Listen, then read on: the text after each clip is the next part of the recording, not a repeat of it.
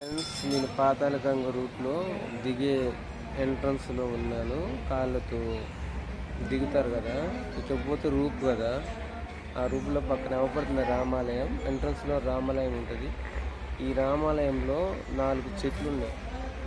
ఒకటి రాగి చెట్టు, 2 వేప చెట్టు, 3 జువ్వ చెట్టు, 4 మారేడు చెట్టు. ఈ చెట్లు చూడండి ఒకసారి. చూసి ఈ ఎన్ని తరాలు ఉంటుంది, ఎంత వయసు ఉంటుంది ఒకసారి చూడండి.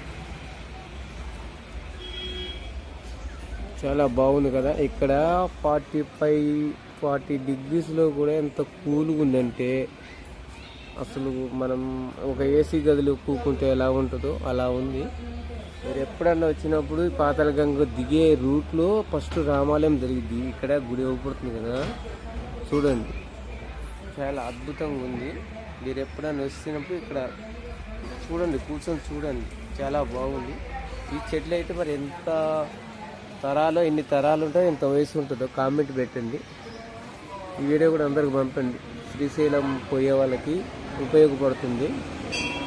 చాలా కూల్గా ఉంది ఈ చెట్ల కింద.